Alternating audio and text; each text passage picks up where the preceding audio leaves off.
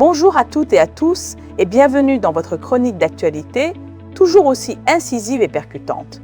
Aujourd'hui, nous allons parler d'une contestation d'un genre tout à fait particulier qui vient secouer le pouvoir en place en Centrafrique.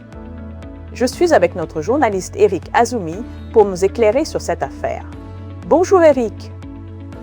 Bonjour Gisèle et bonjour à nos auditeurs. C'est un sujet qui mêle le spirituel et le politique de manière assez détonnante, tu as raison.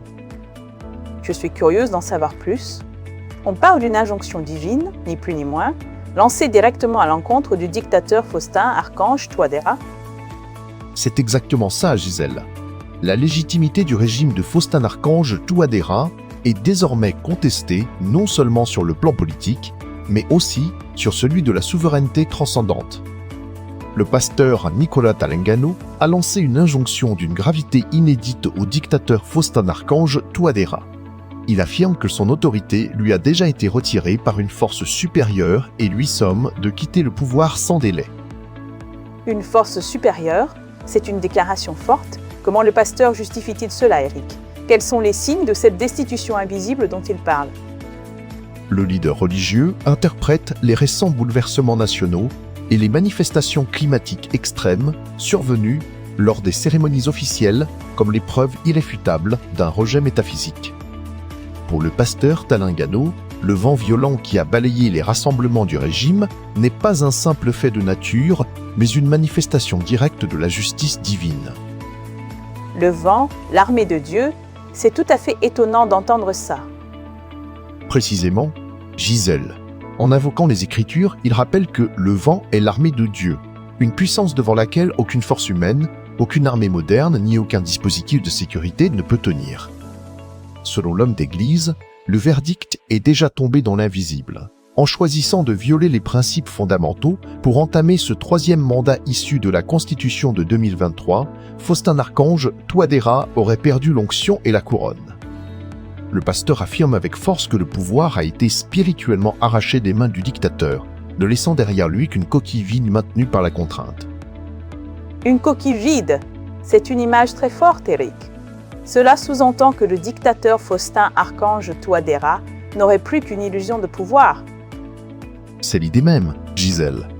Nicolas Talengano dresse un parallèle direct entre l'attitude de l'exécutif centrafricain et les figures de tyrans déchus de l'histoire universelle et régionale. Le pasteur met en garde le chef de l'État contre ce qu'il appelle le syndrome de l'endurcissement politique, l'exhortant à ne pas consumer le pays dans une résistance stérile devant les aspirations légitimes de la population. L'endurcissement politique, c'est un piège classique pour les dictateurs. Donc, selon le pasteur, la libération du peuple est inévitable, quel que soit l'entêtement de l'empereur Faustin. Oui, il insiste sur le fait que le processus de libération nationale est désormais irréversible. En s'entêtant dans la voie de la confiscation des institutions, le régime ne fait qu'accentuer sa propre perte et s'expose à un effondrement soudain. Pour le chef religieux, aucun dirigeant ne peut mener durablement une guerre contre sa propre nation et contre les décrets de la justice divine sans en payer le prix fort. Une guerre contre sa propre nation, c'est une accusation gravissime, Eric. Et quelle est l'injonction finale, le message clair que le pasteur Talengano adresse à l'empereur de Bangui?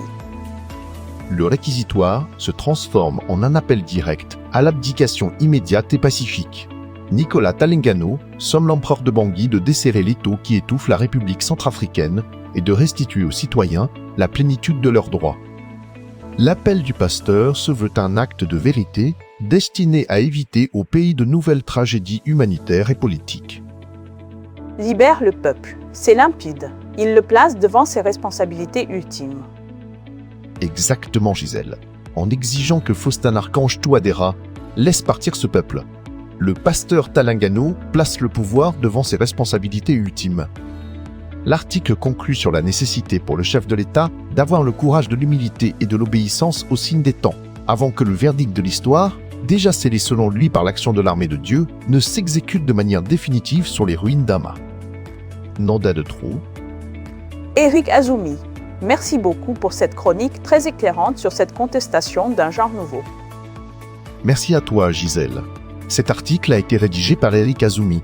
Pour contacter Corbeau News Centrafrique, Vous pouvez appeler ou envoyer un message WhatsApp au numéro suivant, +1 36 75 60 18 21 ou +1 36 70 16 44 75. À très bientôt, Gisèle, et merci à nos auditeurs.